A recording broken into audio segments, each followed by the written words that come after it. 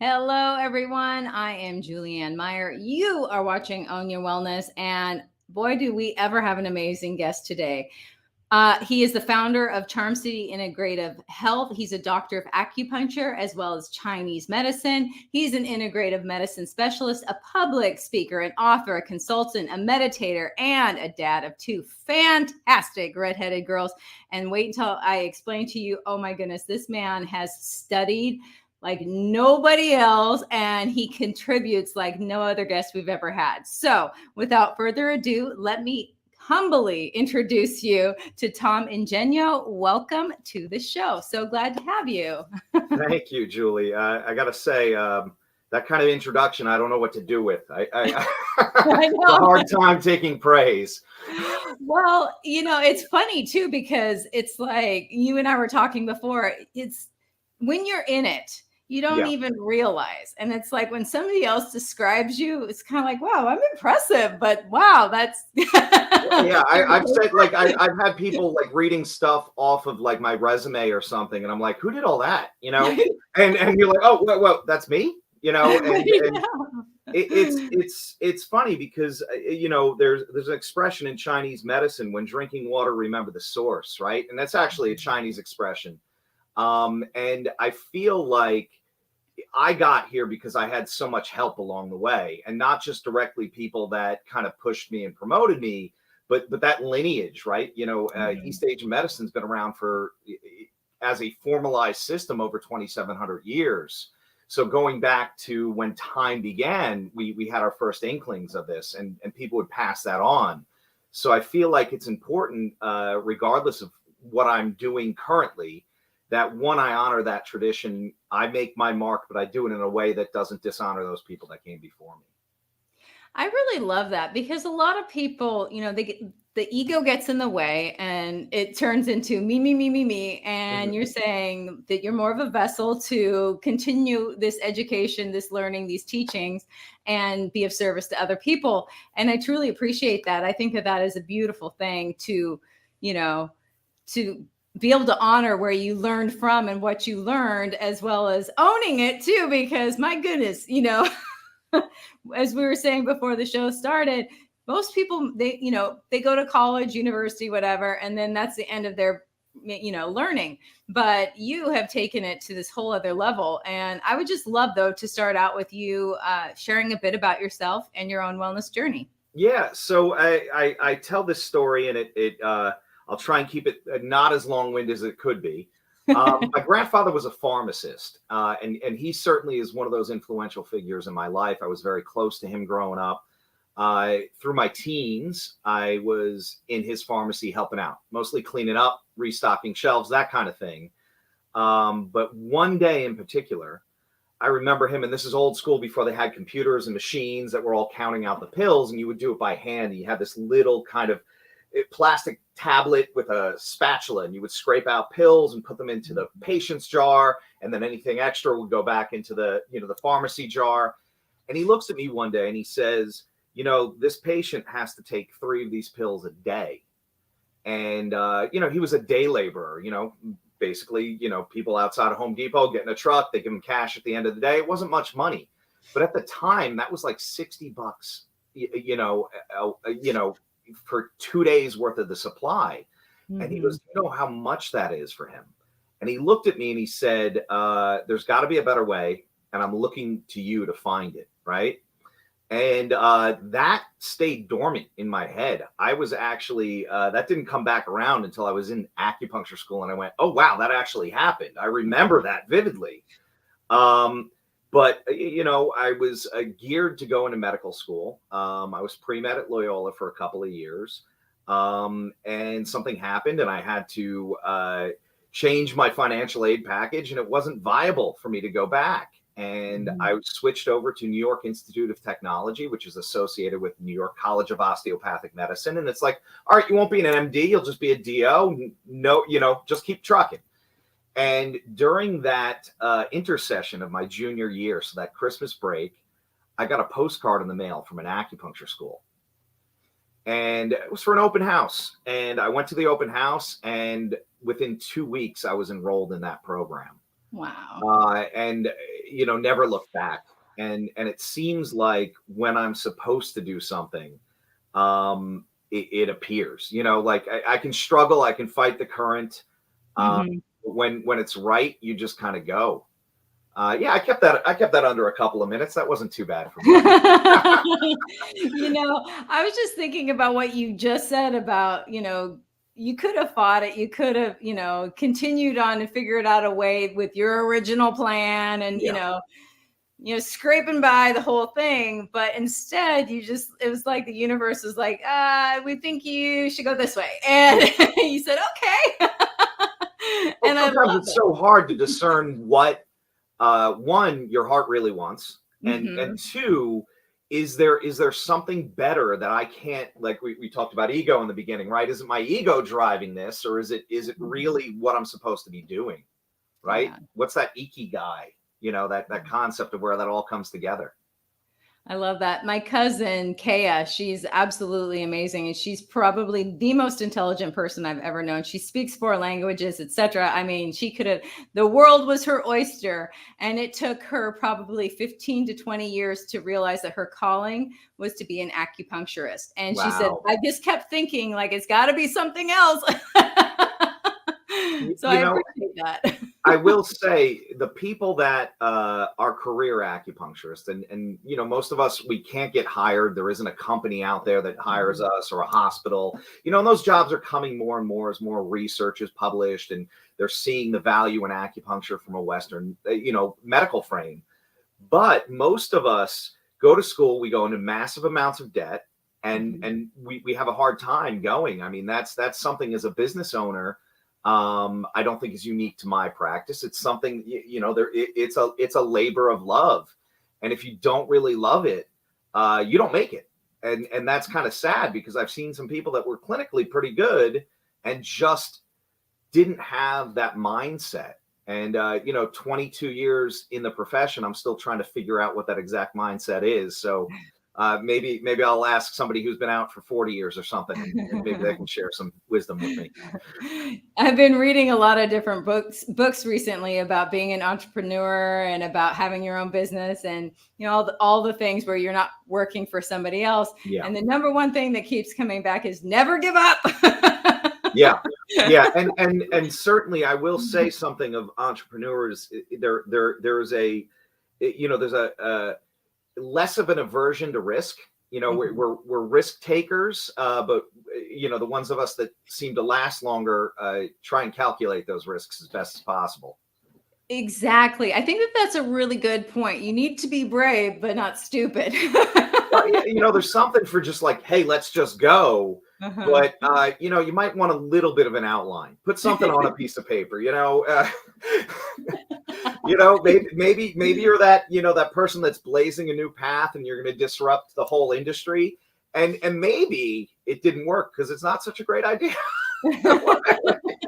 That's why no one else has done it. Yeah, exactly. I have this mentor that his motto, and I'm telling him he has like 16 books out, but I think he needs to name one of his new books "Launch and Adjust," and that's what he's like. Get going, but you've got And if you think about like a flight, where you are, where you want to go, but the flight isn't a direct path. Yeah. There's always, adjustments along the way. And I always love that analogy because you still got to get going, but you definitely need to have an idea Yeah. where and how, like through the air, for instance. So I love that.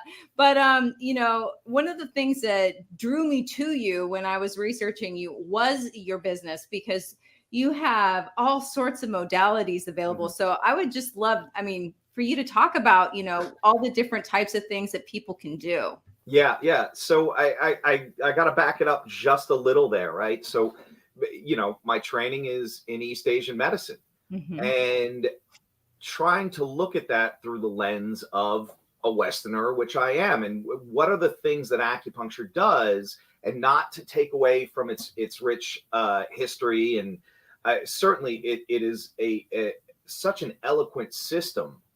But when we start talking about chi and channels, and all of these concepts that are foreign, you know, you watch people's eyes glaze over, and they're not following you, and you're like, no, this is amazing, and they're like, I don't know what any of that means. Mm-hmm. So, you know, to break it down to what acupuncture does in a Western standpoint is really what inspired me to bring in all these other services. Acupuncture is amazing at improving circulation, reducing inflammation, regulating immune system function, you know, balancing neurotransmitters and endocrine levels, right? So hormones, get everything back into balance is the main theme of that.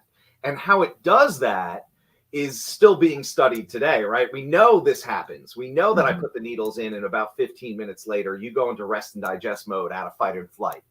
But the how, that's when the practitioners can go, oh yeah, that's the chi. We smooth the chi, right? Until you can tell us a better system, that's exactly what happened. And I was thinking, well, you know, look, I've been doing this for a while now, and I'm grinding, right? I'm seeing a lot of patients, and I want to have a bigger impact. And there's only so much of me that can go around, and you know, I'm depleting myself while trying to treat more people. And bringing in services that were push button, for lack of a better phrase, made sense, but they had to fit into this East Asian model, even if they were something new and state of the art or trendy or whatever it was. And those things that I looked at were what reduces inflammation quickly, what improves circulation quickly, what resets the autonomic nervous system, and you know, what can be used to reduce that inflammation strongly, that people are going to say, yes, this is something that I find valuable, and here's where I should be. So we started with adding cryotherapy, which if you haven't seen it, I mean, it was a big buzz when we started our practice in 2016. But now we see this quick squeeze from the cold that just kind of resets the system, gets inflammation out of the joints, and fills that with warm, fresh blood when you get out. Certainly sauna therapy, the other end of the spectrum. Can we open everything up, help you get circulation that way, clean out inflammatory processes in the joints and the tissue? We have exercise with oxygen therapy. Well, we need oxygen and nutrients to fuel our body. So getting more oxygen in helps flush the system, but also gives those cells power. And you know, we're still trying to pay homage to the classical stuff. We still do a ton of cupping. We do gua sha, which is it translates to evil, scraping evil wetness. So you'll see these marks on people's backs, and now if you look on Instagram, you'll see everybody doing it on their face. We don't do it to that degree when you do it on the face, and it's a little bit more cosmetic. I wouldn't say that's classical. It's not something we do. We have several different styles of massage. I mentioned cupping therapy. So we really want to keep one foot in the classics. And those classics all have a mountain of research behind them. Believe it or not, acupuncture has more studies than physical therapy and chiropractic put together, which is always kind of weird to me. It's like, why aren't we more accepted? Yeah, you know, we guys spent, you know, decades trying to discredit us, and all you were like, oh crap, that actually works. You know, it's like, you know, hey, all right, I'm seeing us in hospitals now, but not in the capacity where we should be and where we can really shine. So adding all these services was a way for me to have a bigger impact on Baltimore as a whole, right? You know, maybe you can't come weekly for an hour and get acupuncture, you know, whether it's cost prohibitive or insurance prohibitive, but you can come and do a 3-minute cryotherapy, right? That's not too bad. Yeah, that's pretty quick. I can get in and out. Or, you know, maybe, you know, we talk about self-care so much. You know, maybe that's just self-care, but, you know, you go sit in the sauna for an hour and you feel pretty good, right? You know, and that's a quantifiable benefit. There's also the mental health aspect of it. I love that. You know, something that I was thinking about was the idea of the hot versus the cold. Yeah. And there's something that my dad said, and I don't know how true it is, but I'm curious because you would know more than he would about the idea. But his idea was that basically, and this is so dumbed down, so please forgive me. It's okay. It's better to keep it simple. Yeah. But what he was trying to say was that basically anything that you can do with cold with your body, you could do with hot. So it's like the opposite ends of the spectrum, but you get basically the same sort of result. Is that accurate? Yeah. So like one of the things that we do that's pretty unique, because you're going to start seeing even more chains of places similar to mine pop up. There's quite a few now.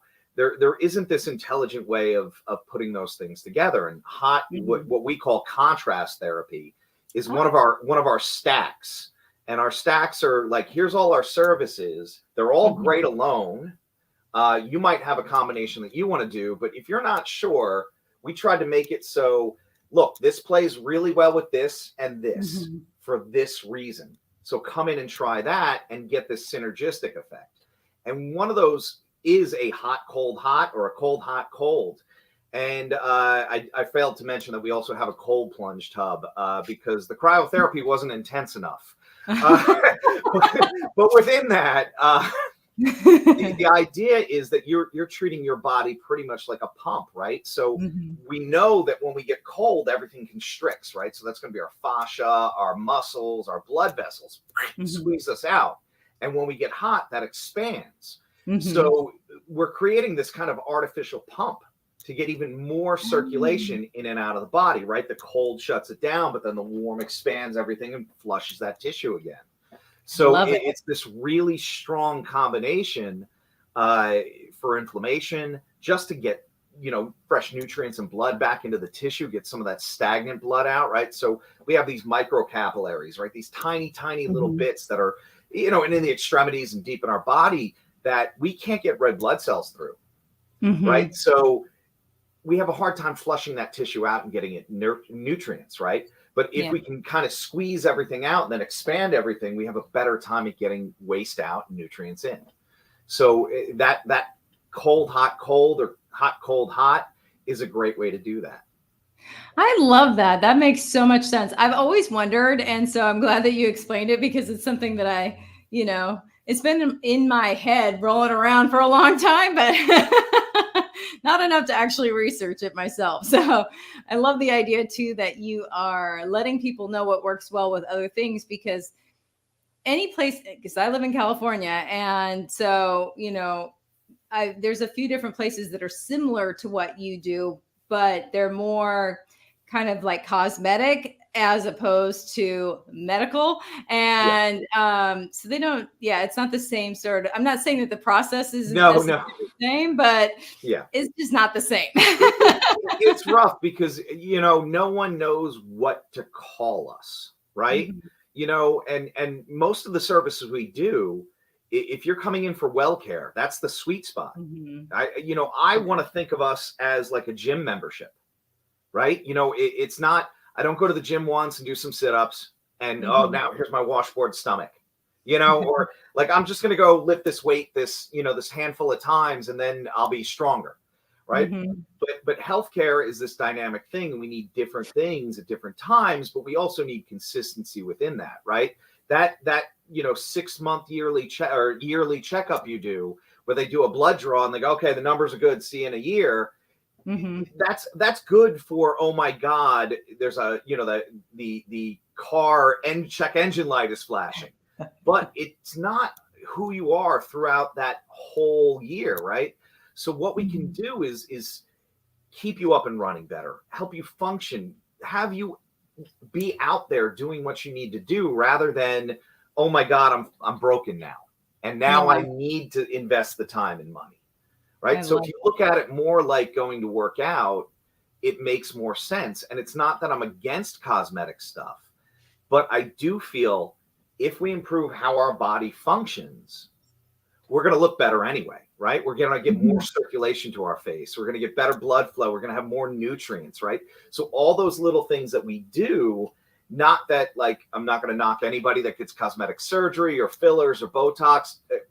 I'm a firm believer, be who you're going to be, do what you want to do. But if you want to get the inside and the outside, coherent, matching, it's better to invest in this, like take care of the whole. Yeah, exactly. You could be a dead person with no wrinkles. So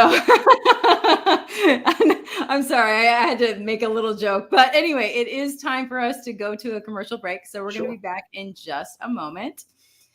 For those of you who are watching us live, thank you so much for being here. We do need to go to a commercial, but when we come back, we're going to continue the conversation about well care or health care, not sick care, but health care. We'll be right back in just a moment.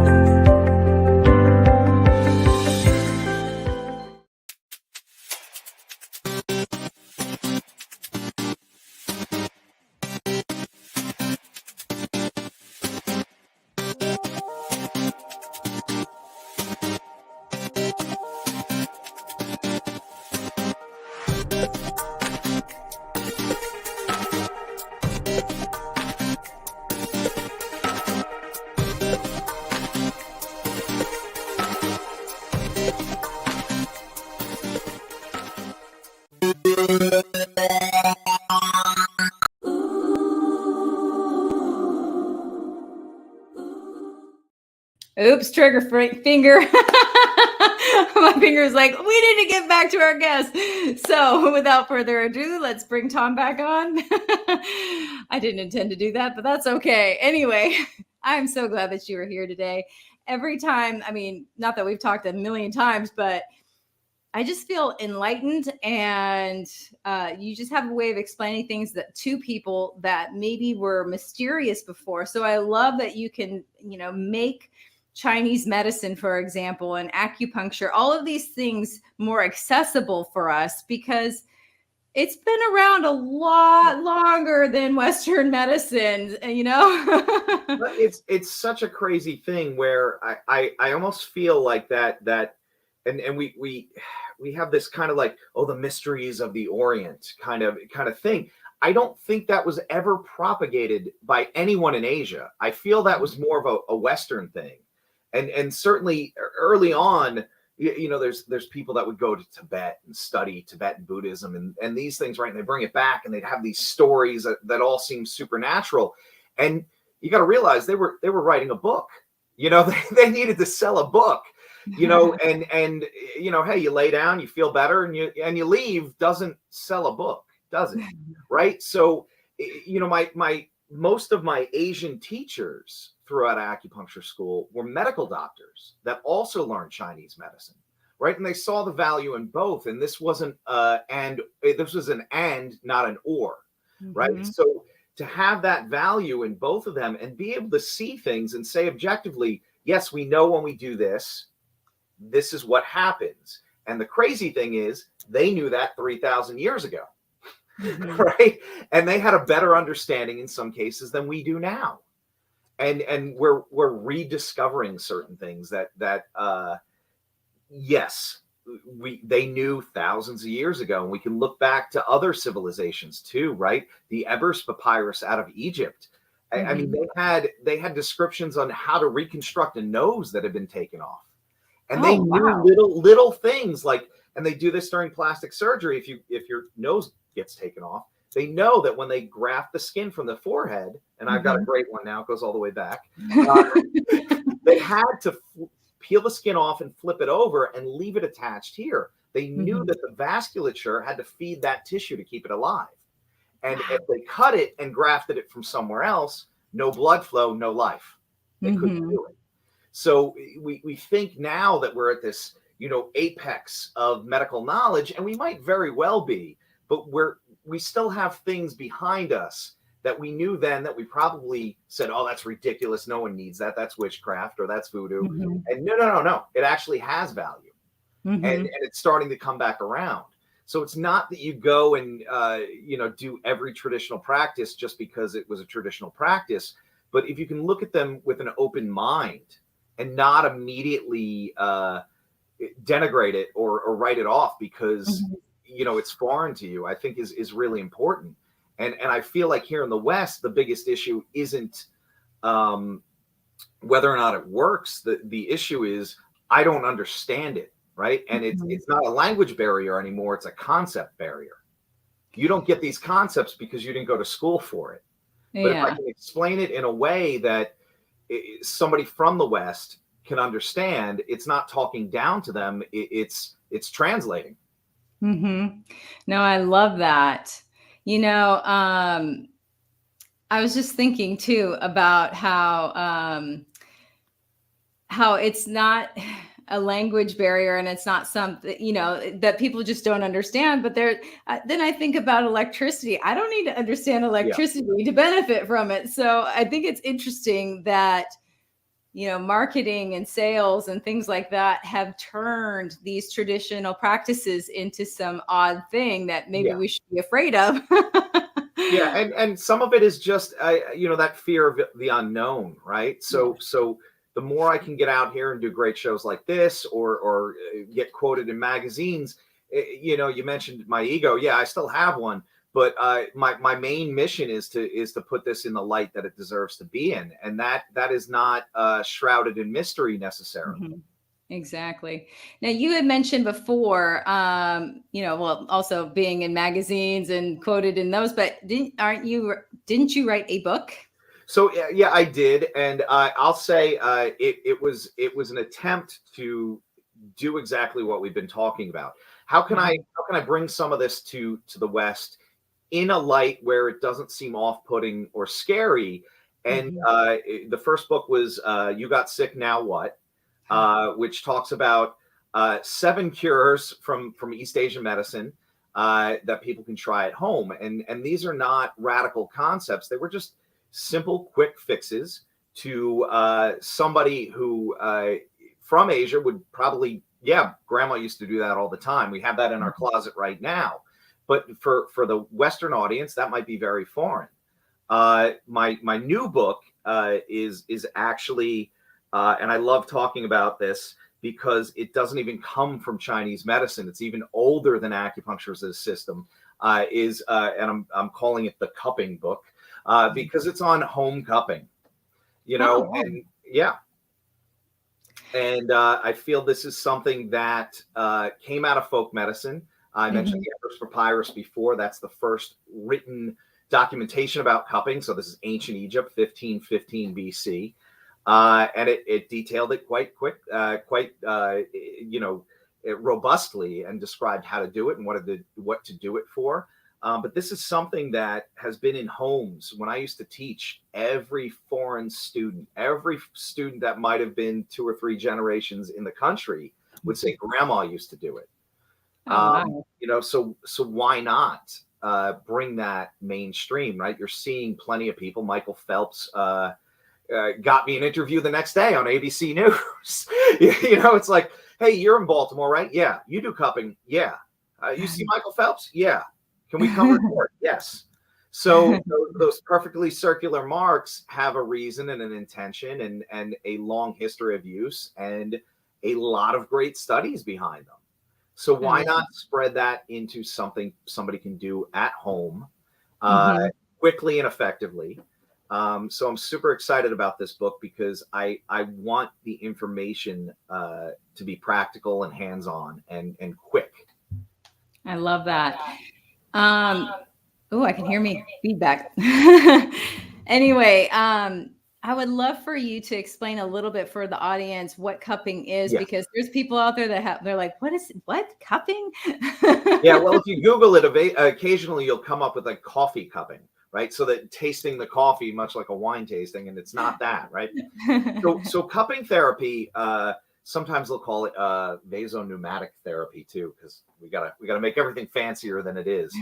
But basically, it involves taking a jar, a cup. We have specially made ones now, but traditionally they were made out of bamboo or buffalo horn or even clay, and applying it to the skin by creating a vacuum. Now, in clinic, I use glass cups and fire to actually eat the oxygen out of the cup and adhere that to the skin in a painful area or an area that is not getting enough blood flow. We can use it for digestive disorders, respiratory disorders, but its mainstay is physical pain, right? And by putting that suction on the body, we're pulling the skin away from the fascia, then the fascia away from the muscle, and we're creating a space. And what happens, and the studies have shown that it affects up to 6 inches into the body, it pulls fresh blood from deeper in the tissue to the surface. Now, while all that's going on, we'll call it a bruise colloquially, because calling it ecchymosis, just to be right, doesn't really make any sense. But some of those capillaries at the surface break.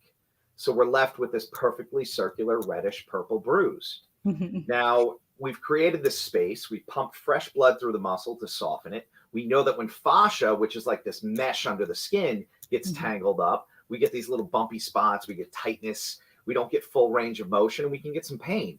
So it doesn't always have to be the muscle that's tight. It can be the fascia too. Well, this deals with both of those. And then once we get that space, once we create that void and fresh blood comes in, we start the healing process. Now, over a week or so, that bruising has to get cleaned up too. So we keep bathing that tissue in fresh blood because our body has to break that down as well. So we get this immediate relief in some cases, and then we get this long-standing therapy, which is, like, in my head, just a great way to do it. And it's super cost effective. I mean, you could hop on Amazon right now and buy a ton of different cupping kits for under $20. Wow, that's amazing. I was thinking about my own self and how much time I spend in front of the computer. Yeah. And how, my body gets stuck in certain positions for a long amount of time. Not that I'm fully aware I need to get up and move, but sometimes I just get so in the zone. Yeah. I look up, I'm like, oh my goodness, it's been hours. And I was thinking that cupping would probably help with, releasing some of that muscle. Yeah, this whole hunched forward posture is an unfortunate side effect of modern lifestyle. It's funny. We as humans have not evolved into sitting in front of a computer or driving cars or anything that we do regularly. We're not supposed to do anything, right? So the earliest parts of Chinese medicine, which come from Taoism, it's not related to a religion, though, if people are worried about that. But they would say things like, don't sit too much, don't stand too much, don't work too hard, don't sleep too much. This whole concept of moderation. And nothing in our lifestyle in modern days does that, right? We're work. And then if we decide that we're going to sit on the couch and just veg out for a little bit, we beat ourselves up. I do it all the time. Oh my God, I just wasted an hour, but we're not programmed. We're not supposed to. We're not built to do anything to the intensity that we do it. Something that you mentioned, the all things in moderation. I can't even tell you how many times I've heard people with their standing desks and they're standing there all day long too. I'm like, that is not any better. Well, then you start going, what are you doing for the eye strain? What are you doing for, the mental fatigue? What are you doing? Right. And we can peel that back. And even to the point where, I used to be really into the biohacking movement, right? Let's measure everything. And it's like, well, what are we doing with all this data? Yeah. All it's doing is making me measure myself against somebody else. And that's not the point either. Yeah. Right. Do I feel better than I did yesterday? Okay, great. If I do, Okay, if I don't, what did I do wrong? You know, and looking back to what you need, it should be this intuitive thing, and we've Mhm. removed ourselves from that so much, right? And I think we need to return to that. There's an author, and he's an influencer too. So he has a concept called rewilding, right? I'm not saying we got to go out and eat raw meat in the woods, but but to kind of get into touch with the fact that we're still animals, uh, Mhm. and you know, pay some attention to what signals that we're ignoring on the day to day are telling us, you know. Yeah. And the signals get louder and louder and louder until Yeah, finally, I mean, for example, for me, I've almost got to the point of having a frozen shoulder. That's how long it took me to actually start paying attention yeah, to my body saying, girl, you need to do something about this. So I appreciate that idea of actually being listening to our intuition and listening to ourselves. Because as you know, as a society, we're trained mhm, to look outside of ourselves for all of the answers that are going on inside of us. yeah, So, I'm always preaching about how, we are the most educated about who we are. We live in here. I know me better than you ever will, no matter what you do. You know what I'm saying? Because you don't live in my yeah. skin. So why not be your own advocate? You know, and when I see people that have chronic illness in the clinic, right? Mhm. No one knows more about Lyme disease than somebody that suffers with Lyme disease. No Mhm. one knows more about long COVID than Mhm. somebody with long COVID. No one knows, you know, about connective tissue disorders, you know, more than somebody that has EDS or something. And Mhm. I always got to say EDS. I can't say the name because I'll call it Elon, and I know it's not Elon. um, Don't get me to try and say all right, you got it. it. But those people that have suffered with it, and had to learn how to adapt and change what they do and how they do things, are one, their biggest advocates, but two, the biggest resource of information, right? Mhm. So you know, it's funny when we talk. There's this movement now, and you'll start hearing it more and more publicly, but it's been talked about quite a bit on the medical side. They'll call it evidence-based practice or evidence-based medicine. And Mhm. yes, on the exterior, it looks like, oh, we got to have these really strong studies. Yes, you want the really strong studies, but it's more than that. It's the really strong studies put together with the practitioner's experience. And then equally important is what is the patient's, you know, what are their wants and desires, right? What, Mhm. you know, if you're doing something and they're like, I don't want to do any of that. Well, you know, maybe clinically we see the benefit, and maybe the Mhm. research is saying that's good, but that might be so traumatic to the patient that, like, no, I don't even want to go down that road, right? Yeah. So in that evidence-based space, there's kind of like this three-circle Venn diagram where if you get all three of those things, you get this little triangle. That's where you're doing it right, you know. And I think we're starting to see that more and more as we understand you know, how individuals function. You know, what is that personal to be me, you know. And if we include that into the whole patient's presentation, you know, Mhm. you're more likely to win there. That sounds very Patch Adams. No, I love it. I love it so much because, for me, it always goes back to the idea of let's use acupuncture.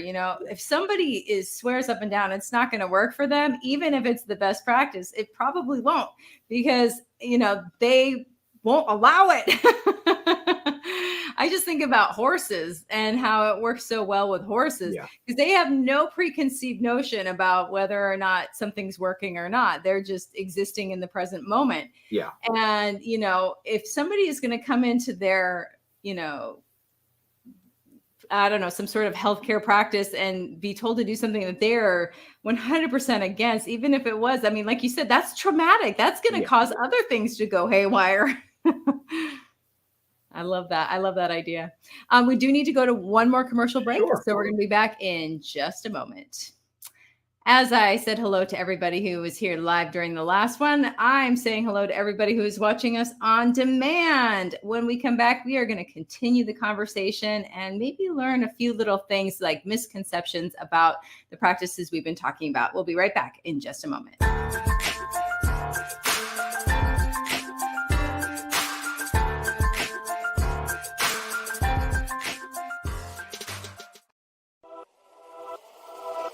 Welcome to E360 TV, the live streaming and on-demand destination for influential voices and enlightened audiences. We offer trending, grassroots, and purpose-driven content across a diverse range of interests. E360 TV is more than just watching programs. We offer the ability to interact with live shows connecting audiences to real, authentic influencers and storytellers while streaming to millions of devices.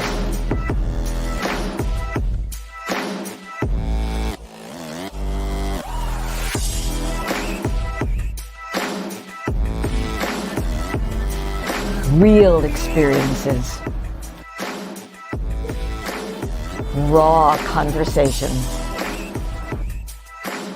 One destination for it all.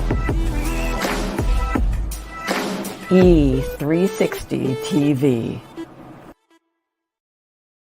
When drug or alcohol addiction take over, things begin to disappear. Your friends, your family, and eventually, you.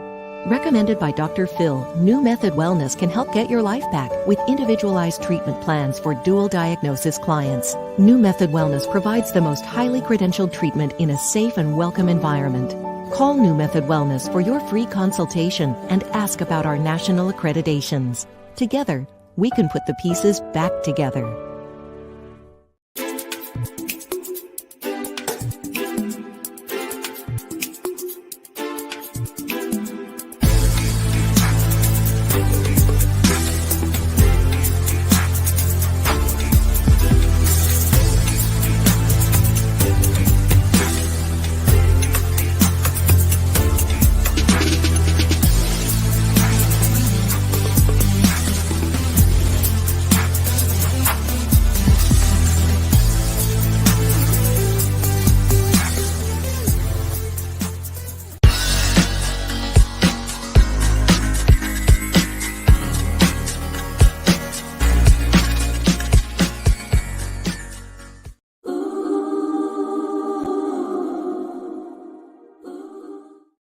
All right, we are back. Let's bring our guest Tom back on. Welcome back. All right, so during the commercial break, I was thinking about something because I know that I am not the only one who experiences this. If I were to walk into your business, I would probably want to do absolutely everything and like it, not necessarily need everything.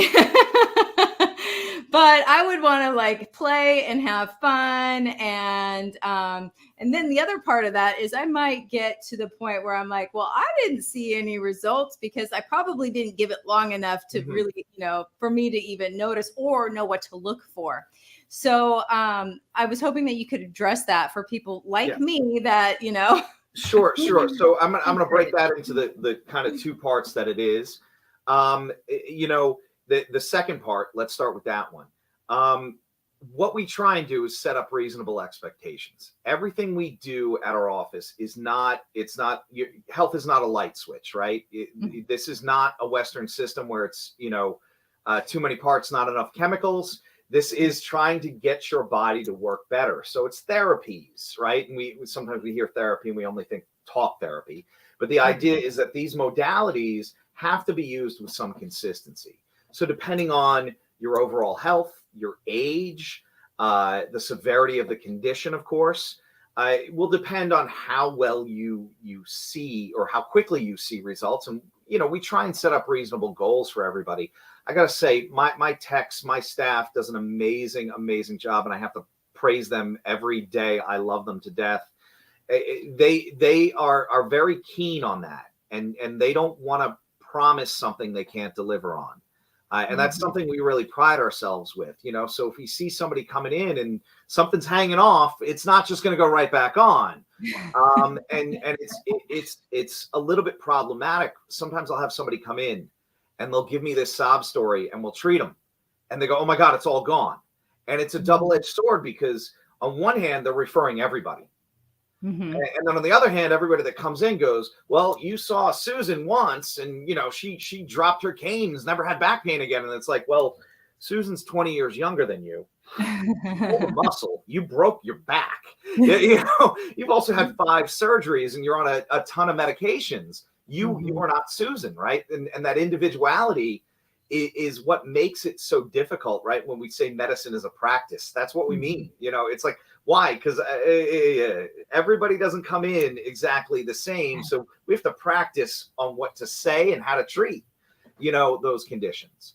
As far as the playground type atmosphere, we're not the quiet, acupuncture clinic that's playing like soft bamboo flute music in the background. The treatment rooms, the acupuncture and the massage rooms, we want them to be as calm as possible.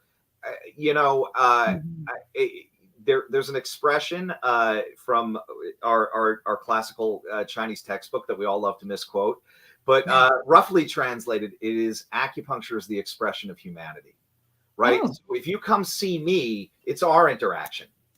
My interaction with you is going to be very different than the interaction with somebody else. I'm high energy. I'm a Long Island Italian, transplanted to Baltimore. So if somebody's looking for that quiet, serene place, maybe I'm not the guy for you. And that hurts my ego. I want everyone to love me. But I get that.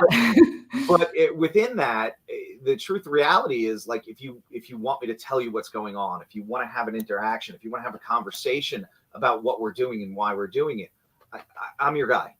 Now I brought on other practitioners that are much more, I don't want to say introverted, but they're a little bit more laid back. Why? To balance me out. What services to do and how to do them. I can say that like 90% of our services, even if you don't quote unquote need them, there's going to be some benefit that you'll get. You'll either feel more relaxed.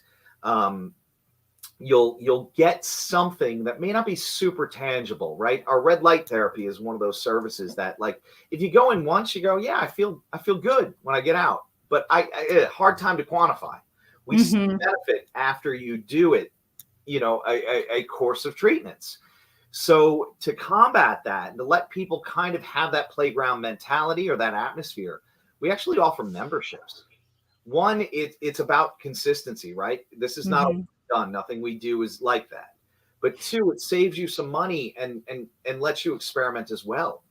Well, I'm going to come in today, I'm going to do the cryotherapy, but like, I really want to try this other. Okay, great. And if you run out of the membership, don't worry, we get a discount on the additional ones. And it was not just a marketing idea. It was really like, look, if you want to see the benefits, you have to come in. So how can I get you to keep coming back in so you can see what I see? And hopefully you'll fall in love with it like I do too. Like I all of these services, I really do enjoy personally, right? When I built the place, it was, well, what would you like to have? Now I still got a laundry list I want to add, but given budget and space, you had to pick what was the best given, what I could do right then and there. So hopefully, we continue to expand and grow. We add more services, more locations, and we can tweak and provide a continued amount of care for people, Yeah, no, I love that idea too, though, of just experiencing things, because, for people that are like, well, if I can only do it once, then what's the point? It's kind of like, then why get a massage, Yeah. And there's certainly a benefit right then and there. But if you want the consistency, if you want long-term results, you have to invest in that. You do have to put in the work, Yeah. Something else that I feel like mentioning too is this is, to borrow your term, like well care.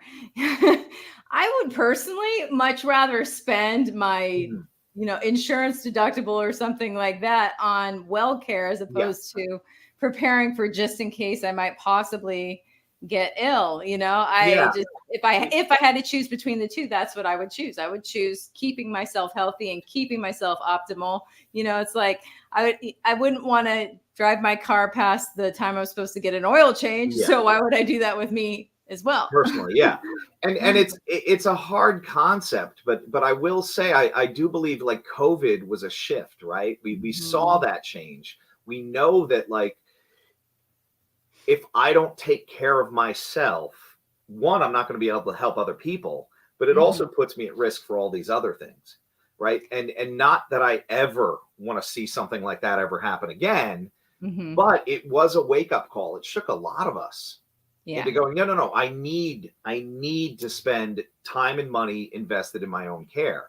And I'm not going to start my rallying against the American medical system, but certainly it lacks a lot of that, right? We're troubleshooting, we're putting on band-aids, when we should be steering the course long before we run into that iceberg, right? Exactly. And on this show, it seems like I don't have a lot of nice things to say about, our medical system in the United States. It does have its place. And I'm not saying I would never go see a doctor, but I would prefer not to. I would prefer to take care of myself, that I don't have to go, figure out some sort of Western medicine, Band-Aid or whatever. So that's why I appreciate people like you who, are so well educated and can explain it better than just my hunches and my, my intuitive knowing. And there's value in those hunches too, right? If something doesn't feel right, even if you can't articulate it, and look, I'm not some medical medium or anything like that. I'm not going to claim to be, but there's been times when people are coming into my office and I'm like, look, from what I know, I think this is going on. You just came from your doctor. They didn't see anything. And then I'm like, just mention this to them. And then they'll go look at the blood work again. And they're like, oh, you're right. And I shouldn't be the one catching that. That's not my field. And I think that comes back to the system. I think those doctors are overworked. I think they're seeing how many patients an hour just to meet whatever, financial nut they need for the hospital or for the practice and that's not where we thrive, right? So traditionally in a lot of Asian cultures, and this is going back a long time, this isn't like last week. So, don't send hate mail. You paid the doctor when you were healthy. You stopped paying them when you were sick. It behooved the doctor to keep you up and healthy. It behooved them to check in on you. Hey, how's everything going? Why? Because I'm invested in your health now. You're not just a number coming in and lab looks good. See you later. Well, I told you this was bothering me. I'll send you somewhere else for that. There was a conversation, and I feel like that's missing in a lot of these old school practices, but we're starting to see some course correction, right? We have a lot of practitioners going into functional medicine, Western practitioners, right? It's not just your bloods were in this range and everything's cool, but this is a huge range. Maybe when you were younger, you were way over here and now you're here. So you're still in range, but you feel like crap. Exactly. There's a reason for that. You lost all of whatever this was. And how do we get that back? Is it diet? Is it exercise? Is it supplements? Is it medication or surgery? All of those things should be open, but start on the side that is like, what can I have the patient do that doesn't add things to the system? What is the low hanging fruit? What is the safer options? And then knowing at the end of the chain, the surgery is always there, and hopefully we can inspire people to shift to that. Right. And I have those doctors that refer to me so heavily are either the ones that have been hip to that forever, or they're the younger ones coming out of school where they're like, we took this course on integrative medicine, or we took this course on acupuncture. Yeah. And that little bit of knowledge for them now empowers them to turn around and do that for their patients. right? And that's where the beauty lies, right? You know, it's not. You know, there's so many people in my field too that it's us or them, and it's like no. There's this whole unity thing that needs to happen for all of us, and for the benefit of the patient. I love that. On that note, that is all the time that we have for today. I just want to say thank you so much for being here today. It has been an absolute pleasure. And I know that the audience has gotten so much value from everything that you shared. So thank you. Thank you so much for being on the show. Thank you so much for having me. This was so much fun. Thank you. Thank you. And everyone, that's all the time we have. Enjoy the rest of your week, and we will see you again soon.